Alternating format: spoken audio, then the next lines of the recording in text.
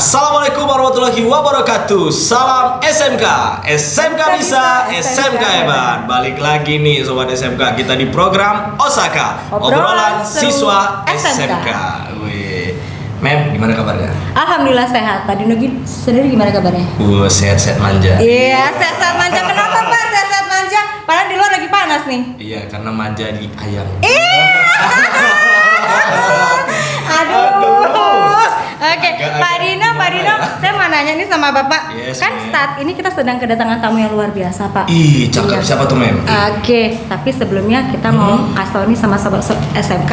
Iya. Biasanya hari ini adalah debat, bukan debat lagi, tapi Udah pemilihan, lewat. pemilihan calon ketua dan wakil ketua OSIS SMK Swasta Budi Agung Medan untuk periode 2022-2023. Keren banget, tepuk tangan.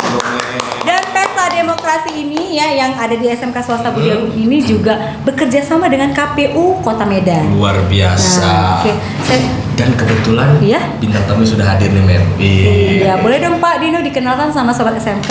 Oke Sobat SMK, kali ini kita sudah kedatangan tamu istimewa yang ada di sebelah kanan saya nih. Saya holding dulu Pak ke kamera. Halo. Ya.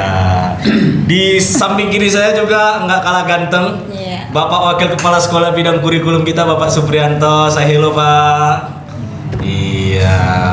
Oke Pak Edi. Ya. Boleh saya bertanya nama lengkap Bapak terlebih dahulu boleh ya? sekali. Ya, siapa Pak kira-kira nama lengkapnya? Ya, sebelumnya terima kasih kepada pihak SMK yang sudah mengundang kita pada hari ini untuk ikut menyaksikan peristiwa demokrasi di SMK ini. Bahkan ada plusnya, saya diundang juga ikut podcast pada hari ini. Iya. Di program Osaka. Iya. Nama saya Edi Suartono, tapi familiar dipanggil dengan Edi saja. Iya. Saya kebetulan masih dipercaya di KPU Kota Medan untuk menjadi komisioner di bidang sosialisasi sumber daya manusia dan pendidikan pemilih. Wih, keren ya Mem ya posisinya ya. Banget dong Pak, iya kan, bukan main-main nih loh, bukan kaleng-kaleng nih loh. Kaleng-kaleng Iya. kata Pak Edi ya. Dan Pak Edi sendiri ini adalah kali pertama Bapak kunjungan ke sekolah kita ya Pak ya? Iya benar Bu Elsa. Jadi kita sangat surprise dan mengapresiasi. Surprise kenapa?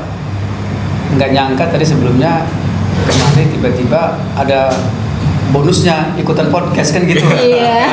Saya jadi pemimpin apel upacara dari Pilkosis, ternyata ya hadir di podcast Osaka Luar biasa. dan mengapresiasi. Iya. Waduh. bener. Dan kalau menurut Bapak sendiri, Bapak tadi udah langsung menyaksikan di bawah. Iya, benar. Terus udah sempat ngobrol sama paslon calon kandidatnya OSIS ataupun ke wakil ketua OSIS? Belum ya Pak ya? Sayangnya belum, karena tadi memang prosesinya tadi kita diajak keliling sama Pak Dino sembari kemudian akhirnya ya hampir seluruh sekolah kita keliling sama Dino ya, naik tangga tadi juga, dan calonnya tadi datang belakangan. Oh Paslon. begitu ya. Tapi saya melihat menarik peristiwa hari ini. Jadi sudah ada tadi disiapkan bilik, kotak suara dan sebagainya, tinggal actionnya saja ya. Iya. Ya mungkin saya tadi tanda beberapa tapi nggak sempat ngobrol. Tadi foto bersama dengan paslon. Empat orang. Ada 4 paslon Orang, kita. iya. Dan kalau Bapak mau lebih kenal dengan mereka, Bapak bisa lihat di podcast kita yang sudah tayang di YouTube, Pak. Oh iya? Iya, jadi mereka semalam kita ada bincang-bincang dengan mereka. Mereka menjelaskan latar belakang mereka, kenapa sih pengen ikut dalam pemilihan ini. Kemudian mereka juga menjelaskan visi misi mereka gitu ya, Pak ya. Jangan lupa ya, Pak, visit our media. Oke, siap. YouTube SMK Swasta Budi Agung Medan. Iya. Oke. Kalau kita ini kolaborasi dengan KPU Medan, Iya. hanya ibarat kata jodoh yang bertemu di satu. Iya, asik. Kalau cerita jodoh nih, Pak Supri udah pakarnya nih. Udah pakar. Kenapa? Karena hampir setiap minggu. Menjodohkan orang. Iya. Oke. Tapi kita perlu ngobrol juga sama Pak Supri. Iya dong, tentunya. Iya. Pak Supri sehat? Alhamdulillah Pak. Alhamdulillah, Pak Dino, sehat. Pak Melsa, Pak Edi juga. Iya, Pak.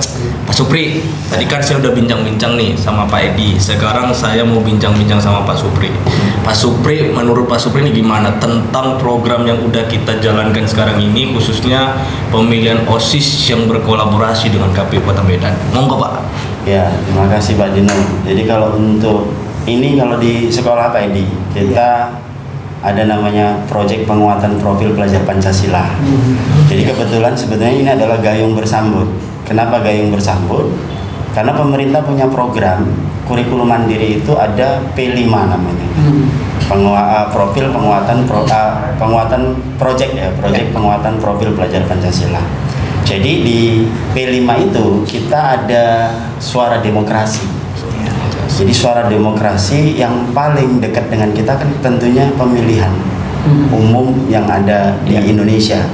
Jadi makanya kita berupaya hari ini juga menggandeng dari Pak Edi ini, dari KPU Kota Medan, untuk gimana supaya anak-anak ini dari sisi suara demokrasi itu betul-betul memahami.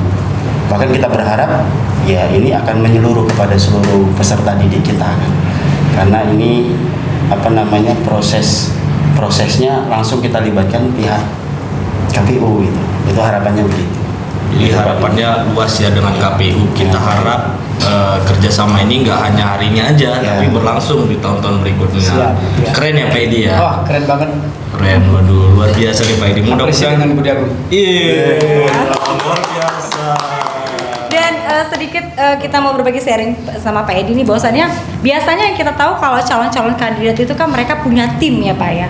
Nah, kalau paslon untuk OSIS kita ini, mereka mendesain sendiri posternya Pak, terus mereka menyatukan visi dan misinya, luar biasa gitu. Jadi kita semalam sempat mengulik ya, gimana sih kalian membagi waktu? Iya Bu, jadi kami buat grup di rumah, kami sharing-sharing gimana kalau visinya ini, misinya ini, luar biasa Pak. Makanya saya cukup greget banget lihat yang untuk periode tahun ini, karena mereka benar-benar kreatif. Dari dari posternya mendesain sendiri, visi misinya gitu, luar biasa ya Pak Dino. Jadi memang mereka itu memunculkan jiwa leadershipnya dari sekarang Pak. Jadi ini antusias ya? Antusias Pak.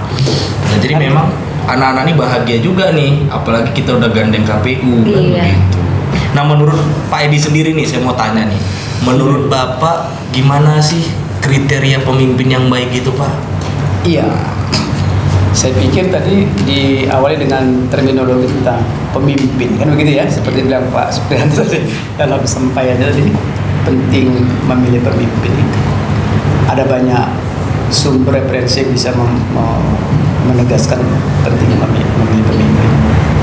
Dari beberapa, katakanlah apakah dia filosof atau bahkan ulama.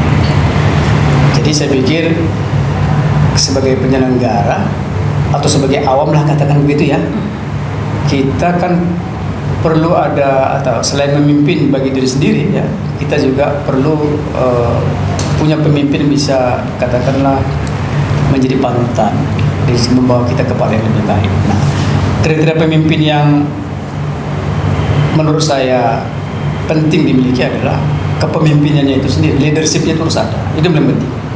Tidak semua orang kemudian mempunyai kepemimpinan itu.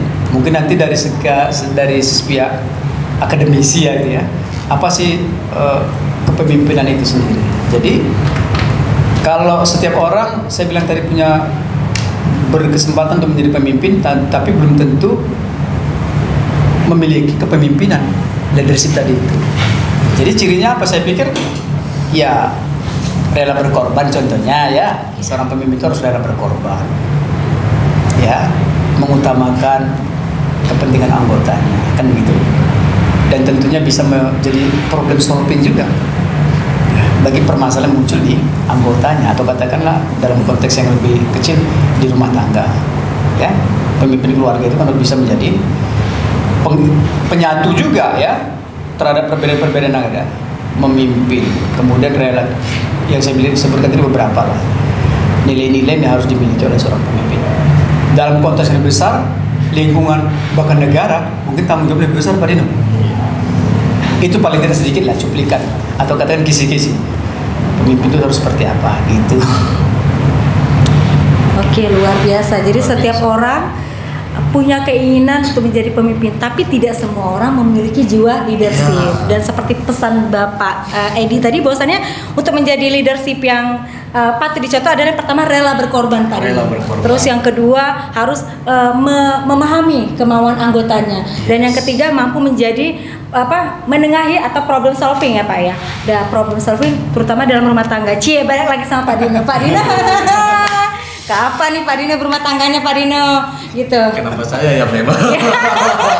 Pak Dino rumahnya masih single ya? Iya Pak. Tapi ngomong berkorban tadi, jangan sampai berkorban lagi sayang-sayangnya. Iya, kok gitu? Apalagi kalau kita berkorban tanpa ada perjuangan. Iya dong. Pemimpin tuh harus berjuang. Iya dong. Korbankan jiwa raganya, lelahnya, semua jadi satu. Oke. This is a leader. Luar biasa. Pemimpin. Gitu ya Pak Supri ya. Baik, mungkin Ada lagi Mem? Mau bincang-bincang apa lagi kira-kira? mungkin kita di backstage aja ya nanti yang ngobrol-ngobrol lagi. Boleh, Ya, boleh. gitu ya. Oke, boleh. Berarti kita sudahi ya pertemuan podcast kita pada hari ini.